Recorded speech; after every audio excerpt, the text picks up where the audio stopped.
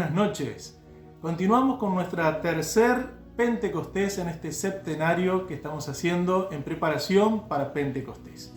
Nos ponemos en la presencia de Jesús, ante Él que está en la Eucaristía y que ha venido para acompañarnos en esta lección divina que estamos haciendo de estas experiencias, efusiones del Espíritu Santo en el libro de los Hechos de los Apóstoles en la iglesia primitiva. En el nombre del Padre, del Hijo y del Espíritu Santo. Amén.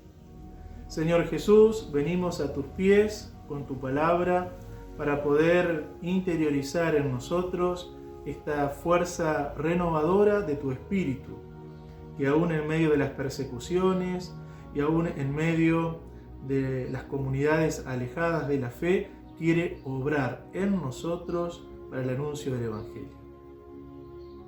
Amén. Bueno, vamos a leer entonces hoy. Tenemos Hechos de los Apóstoles, capítulo 8, versículos del 14 al 17. Hechos 8, del 14 al 17.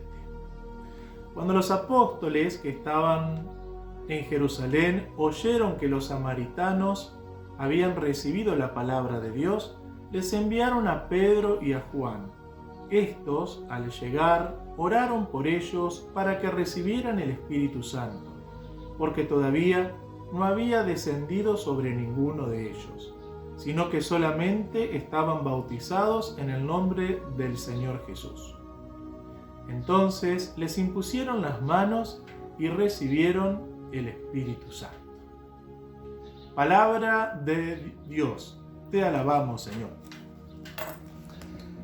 La comunidad por primera vez sale de Jerusalén y el derramamiento del Espíritu se realiza en Samaria.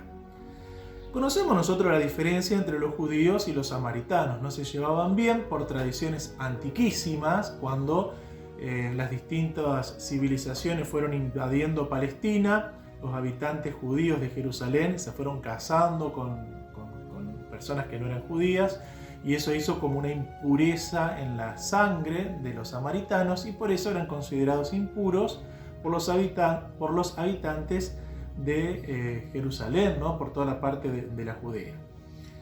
Que la primera efusión del Espíritu se dé en una región de enemistades es de entrada un signo hermoso de cómo la comunidad cristiana es capaz de resignificar los preceptos y sobrepasar los prejuicios históricos, étnicos e incluso religiosos, ¿no? Ellos tenían el monte Garizim, donde tenían su templo que adoraban, mientras que en Jerusalén estaba en el monte Sión, el templo de Salomón, ¿no?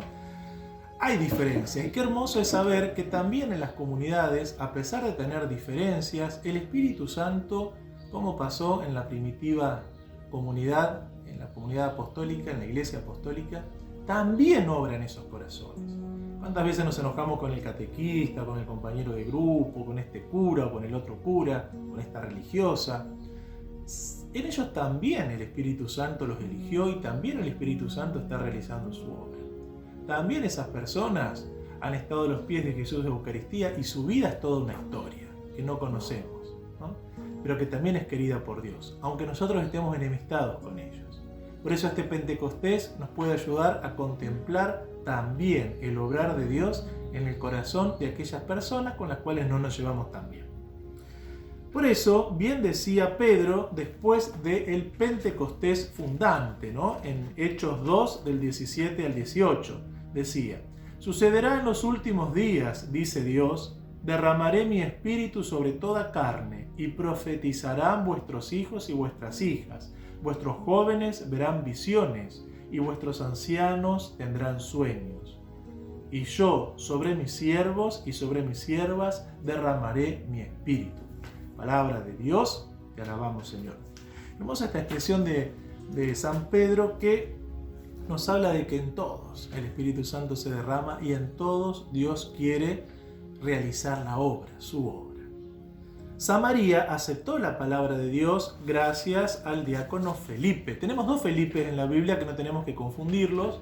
Uno es Felipe el apóstol, compañero de Bernabé, de Natanael, y otro Felipe es el diácono, uno de los 7 hombres que eligen los apóstoles para el cuidado de la iglesia, de la caridad sobre todo.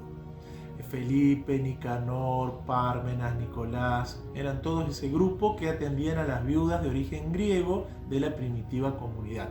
Por eso a los diáconos y a los diáconos permanentes se les encomienda de un modo especial la caridad, ¿no? En distintas comunidades, uniendo bíblicamente este encargo que hicieron los apóstoles a los primeros diáconos. Este diácono, Felipe, después de la muerte de Esteban, cuando la iglesia se desparrama, cuando la iglesia en Jerusalén se disgrega, se produce como una diáspora, entonces tiene ese diálogo con el eunuco de la reina Candace de Etiopía, que lee el texto de Isaías, que se sube al carro y que lo bautiza. Entonces, qué hermoso es saber que este Felipe también llega hasta Samaria y anuncia el evangelio a aquellos que estaban distanciados. Me parece hermoso que podamos ver a Felipe como un modelo de aquel hombre lleno del Espíritu Santo, que es un alma, también puede ser una mujer llena del Espíritu Santo, y en la herida no tiene prejuicios para compartir el evangelio, ¿no? Cuando nos llevamos mal con alguien, cuando hemos discutido con alguien, que no están en paz nuestros corazones, saber que a los pies de Jesús de Eucaristía seguimos siendo hermanos. Y también podemos hablar del evangelio aunque no compartamos su modo de pensar. Algo que el Papa Francisco viene haciendo, ¿no? Charlando con líderes de distintas religiones para repensar esta estructura mundial post-pandemia, que nos habla de esto, tomar lo mejor de cada uno y no marcarnos en las diferencias, ¿no? Es interesante esta imagen de Felipe, vamos a decir, como modelo ecuménico, ¿no? Si se quiere, de diálogo interreligioso. Qué hermoso sería que vos, que te has ido llenando de esta fuerza que viene de lo alto, puedas salir sin perder tiempo a compartir con los demás, incluso con aquellos hacia los que hasta ahora tenías algún prejuicio o algún rechazo, que tu vida ha sido transformada por Cristo resucitado. Y eso no se hace dando discursitos como este video, sino que se hacen con obras, ¿no? No con las palabras, sino con los gestos, con los actos. No basta haber recibido entonces sacramentos para participar de la fe y del Espíritu Santo o participar de ritos, no. Se puede tener el nombre de cristiano sin vivir como tal. Recordemos las 7 cartas que el ángel le pide a Juan que escriba a las distintas iglesias: Tiatira, Éfeso, Sardes, la Odisea, en el Apocalipsis, ahí en el capítulo 2, capítulo 3. Vamos a ver que son todas cartas a comunidades cristianas, pero que han dejado enfriar de un modo o de otro su fe. Los samaritanos habían escuchado la palabra, se habían asombrado por los milagros que Dios hacía a través de Felipe y se motivaron para ser parte de los que seguían al diácono. Pero su fe no había sido afinada verdaderamente en la persona de Cristo. Seguían al predicador, ¿no? Como cuando seguimos a un cura, que el cura se va de la parroquia, después parece que se viene el mundo abajo, ¿no? Y eso que se había generado en su momento, cuando no está más el cura, se cae. Seguíamos a la persona y no al mensaje, a Cristo. Los samaritanos seguían al evangelizador. Todos habían recibido el signo del bautismo, pero su corazón, su mente, su intimidad no habían sido transformadas por el poder del Espíritu Santo. Esta descripción no nos extraña, ya que en tantas oraciones hemos escuchado la llamada de los últimos papas que nos exhortan a reevangelizar a los cristianos de nombre y a llevar a los pies de Jesús a tantos hombres y mujeres que, queriendo recibirlo en los sacramentos y habiéndolo después recibido en los sacramentos, no viven su vida movidos por la fuerza que viene de Dios. Nos pasa esto de reevangelizar. De hecho, la catequesis muchas veces para los papás, para muchos de ellos, es el primer anuncio del querigma, de ese anuncio gozoso de la resurrección de Jesús, que en su momento de catequesis no lo realizaron, que en su momento fue una catequesis de acá, de la cabeza, sin pasar por el corazonar la experiencia de la palabra de Dios en sus vidas. Esta descripción no nos extraña. Tantas oraciones, tantas veces entonces hemos escuchado este mensaje de reevangelizar a todos, no los necesitados de Cristo. Lucas nos presenta la corresponsabilidad asumida por parte de los apóstoles de la Iglesia, que al enterarse de que en Samaria había gente que estaba abrazando la fe, van a confirmar en sus decisiones de seguir a Cristo de verdad y apoyar la labor misionera de Felipe, y ayudan a los hermanos en sus procesos de discernimiento y maduración de su experiencia espiritual. No solamente quedó con lo de Felipe, con el evangelizador. La iglesia de Jerusalén acude para confirmar esta predicación de Felipe. Es un motivo de tranquilidad saber de que estamos dentro de una experiencia eclesial en la que contamos con la tradición apostólica que nos ayuda a fortalecer las vivencias espirituales. Cuando yo tenía 17 años hice un retiro de conversión, el CEA, Campamento Espiritual Arquidiocesano, que era lo que en su momento funcionaba en nuestra arquidiócesis de Santa Fe como un retiro de impacto para jóvenes, ¿no? Adolescentes de 15, 16 años a 20, a 21. Y entonces, después de volver del retiro lleno del Espíritu Santo, que fue el motivo de mi conversión y por lo cual hoy les estoy predicando a ustedes el Evangelio, porque me llevó a cuestionarme una vocación sacerdotal, yo me preguntaba si esta era la verdadera iglesia. Había tantas iglesias ahí en Santa Fe donde yo vivía, que si la católica era la iglesia o era una más del montón. Y que yo era cristiano porque el cura le había dicho a mis padres y en definitiva era por mera tradición. Recibí una iluminación, ¿no es cierto? En aquel momento una moción del Espíritu, una certeza en el Espíritu, de que mi cura, mi párroco, había sido ordenado y era puesto como párroco por un obispo, y a ese obispo lo había ordenado otro obispo, y a ese obispo otro obispo, y a ese obispo otro obispo, otro obispo, hasta llegar a uno de los 12, hasta llegar a uno de aquellos que formaban parte de la comunidad apostólica. Y entonces tuve la certeza de que nuestra fe católica es la fe heredada de los apóstoles, por algo que se llama sucesión apostólica, que son los encargados de conservar la fe y de confirmarnos en la fe. Cuando nos estamos desviando, cuando esto no es tan de Dios, ahí la jerarquía, ahí nuestros pastores, los obispos, nos ayudan como a volver a centrar nuestro camino en Cristo y en la recta doctrina. A los samaritanos les faltaba la seguridad de ser aceptados en realidad por una comunidad cristiana que se componía de judíos y de prosélitos. Para colmo, los evangelizó un helenista independiente de Jerusalén, el diácono Felipe, no directamente uno de los apóstoles. Esa seguridad se afianzó cuando Pedro y Juan, el primero de los papas, ¿no? Juan, ofrecen su mano como representantes de la iglesia de Jerusalén y confirman la labor que hizo Felipe. Qué hermoso es si vos tenés un grupo de oración, un grupo de catequesis, estás impulsado para ahora que se usan mucho los grupos de WhatsApp, de mandar mensajitos y de evangelizar, eso puede ser apoyado, acompañado, confirmado por la fe de Pedro, por esto de la sucesión apostólica, por la iglesia.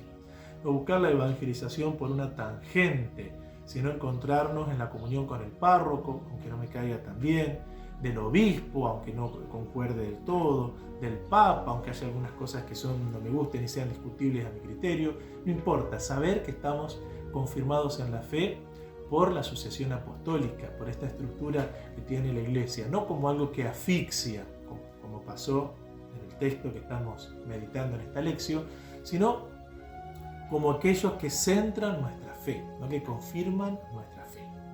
Qué bueno que entonces en el caminar de tu grupo de catequesis, de Cárita, el grupo de jóvenes, la Acción Católica, la Legión de María, el movimiento de cursillo de cristiandad, el movimiento de encuentro matrimonial, Retrobay, donde estés trabajando, seas como Felipe, que lleve a muchos a Jesús, pero que con gran humildad saber esperar el aval, la corrección si fuese necesario y el respaldo de la institución eclesial, no cortarnos solo. En el seminario nos decía nuestro padre rector, no ser francotiradores, ¿no? Que solos, desde mi lugar, desde mi posición, hago lo que puedo, lo que quiero, sino que esto sea confirmado por la presencia de los apóstoles, ¿no? Por la presencia de Pedro y de Juan en el caso que estamos compartiendo. Felipe no actúa como una rueda suelta que hace lo que quiere, sino que obra como un hijo fiel de la iglesia. Cuánta falta nos hacen líderes así, que sin ser anárquicos o sin ser autoritarios o sectarios ni clericalistas, ¿no? Que hagan que todo lo haga el cura, lo diseñe el cura, sepan encontrar su lugar en el cuerpo de Cristo como servidores del Rey. Los apóstoles les imponen las manos y los que habían recibido el rito del bautismo, pero sin un verdadero deseo de pertenecer a Jesús, son ahora capacitados plenamente por la fuerza que nace de lo alto para vivir cristianamente. Ya estuvimos hablando algo en los videos pasados de la imposición de manos. Tienen dos sentidos el gesto de imponer las manos. El primero de invocar.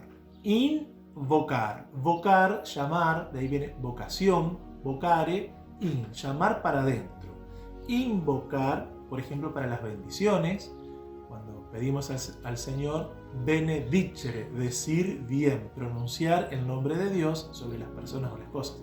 Para las bendiciones invocamos al Espíritu Santo y también para consagrar. Se invoca el Espíritu Santo, que es lo que decíamos, el nombre de epíclesis. Le llamamos sobre para consagrar. Por ejemplo, el pan y el vino se consagran en la epíclesis. Por ejemplo, los sacerdotes nos consagran en el sacramento del orden. Por ejemplo, consagramos el sacramento matrimonial cuando imponemos las manos, invocamos el Espíritu Santo para consagrar ese lazo que se une, ¿no? Ese vínculo de unidad. Cuando hacemos una oración pidiendo la efusión del Espíritu Santo o el bautismo en el Espíritu Santo, como también se conoce, se imponen las manos sobre los hermanos y se hace un gesto de invocación, tal como lo narra el evangelista San Mateo en el capítulo 19, versículos del 13 en adelante.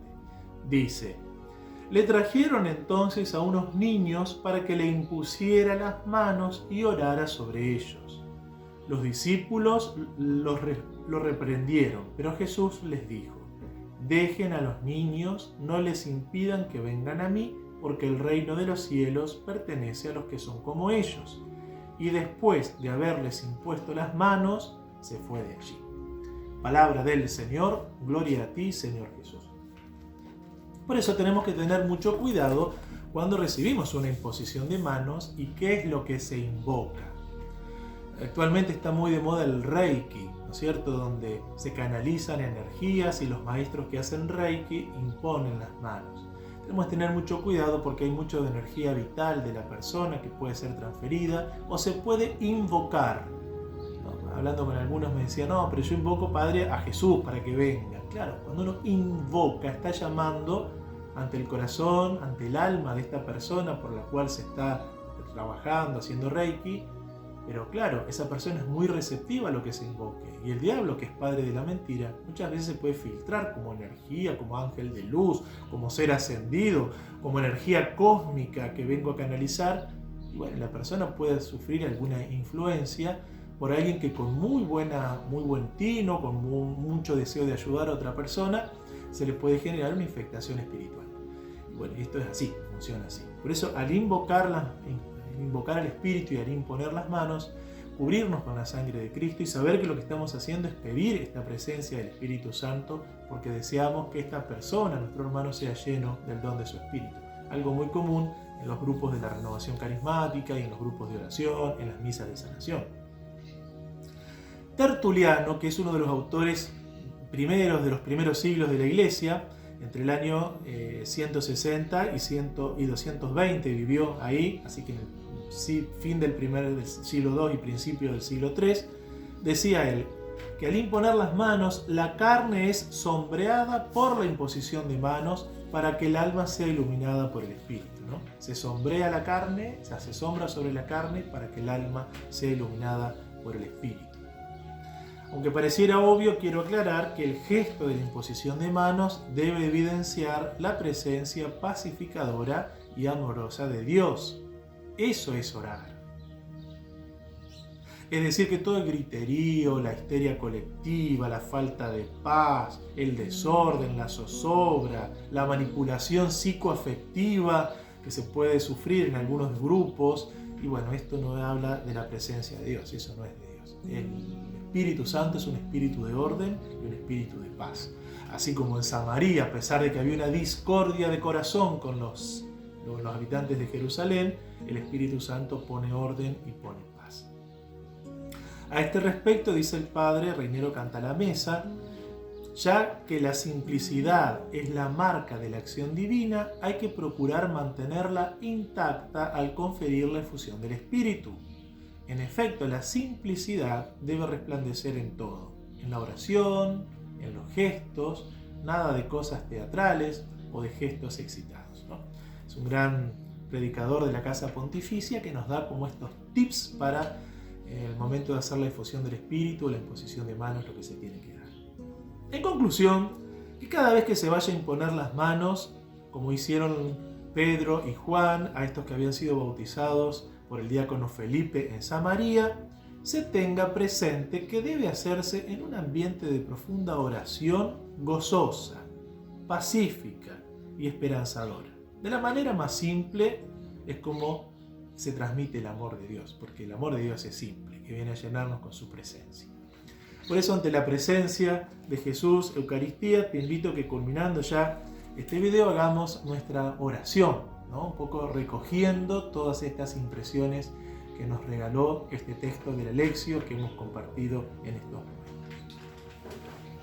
Señor Jesús, quiero darte muchas gracias, alabarte y bendecirte por tu amor y tu bondad, por todo cuanto me has mostrado en este momento de oración. De manera especial te quiero dar gracias porque hoy entiendo que así como Felipe, yo puedo aprovechar las persecuciones que sufro y mis huidas para llevar tu presencia y tu poder a cuantos me encuentro diariamente. Te doy muchas gracias por mi Samaria, esa realidad en donde no soy bien visto o donde tengo diferencias con algunas personas, porque con tu poder que todo lo transforma, hoy puedo dejar de renegar y maldecir por esas circunstancias y ver en ellas una posibilidad para que con mi testimonio muchos se acerquen a ti. Quiero darte las gracias por el don de la Iglesia Católica en donde te he conocido y te he descubierto vivo y lleno de poder. Gracias por mi parroquia, por los catequistas, por los diferentes servidores que hay en ella, por los sacerdotes que me han atendido en esta pequeña porción del rebaño que es una comunidad parroquial. Gracias también por mi obispo, por los demás obispos que nos pastorean, por el Papa y por todos los que en ella me cuidan y velan por mi adecuado crecimiento. Ayúdame a descubrir cuál es mi lugar dentro del cuerpo místico tuyo para que realice plenamente mi función en él. Te pido que avives en mí el fuego de tu divino amor para que pueda resignificar y descubrir el renovado impulso, todas las gracias que recibo en los sacramentos que he vivido, especialmente en los de mi bautismo, de mi confirmación y en mi caso en el del orden sagrado, para que de esta manera yo sea un cristiano pleno, comprometido, gozoso y testigo de tu amor salvador.